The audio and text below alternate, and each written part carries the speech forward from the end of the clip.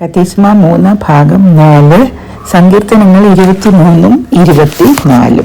സങ്കീർത്തനം 23 ദാവീദിന്റെ ഒരു സങ്കീർത്തനം. യഹോവ എൻ്റെ ഇടയനാകുന്നു, എനിക്ക് മുട്ടുണ്ടാകയില്ല. പച്ചയായ പുൽപ്പുറങ്ങളിൽ അവൻ എന്നെ കിടത്തുന്നു, സ്വസ്ഥതയുള്ള വെള്ളത്തിനരികത്തേക്ക് എന്നെ നടത്തുന്നു.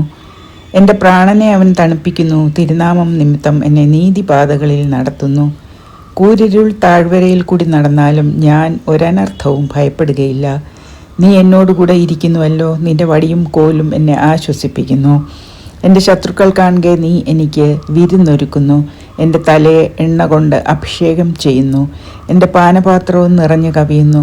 നന്മയും കരുണയും എൻ്റെ ആയുഷ്കാലമൊക്കെയും എന്നെ പിന്തുടരും.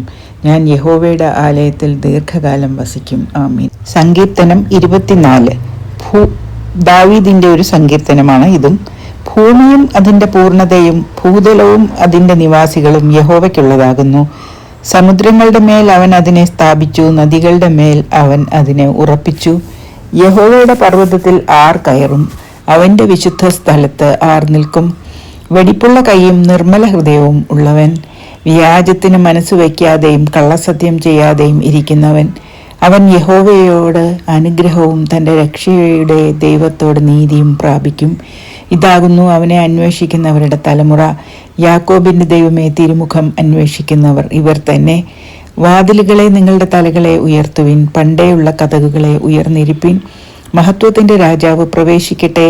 മഹത്വത്തിൻ്റെ രാജാവ് ആർ? ബലവാനും വീരനുമായ യഹോവ, യുദ്ധവീരനായ യഹോവ തന്നെ. വാതിലുകളെ നിങ്ങളുടെ തലകളെ ഉയർത്തുവിൻ, പണ്ടേയുള്ള കതകുകളെ ഉയർന്നിരിപ്പീൻ. മഹത്വത്തിൻ്റെ രാജാവ് പ്രവേശിക്കട്ടെ. മഹത്വത്തിൻ്റെ രാജാവ് ആർ? സൈന്യങ്ങളുടെ യഹോവ തന്നെ, അവനാകുന്നു മഹത്വത്തിൻ്റെ രാജാവ്. ഇവിടെ കതിസ്മ 3 അവസാനിക്കുന്നു.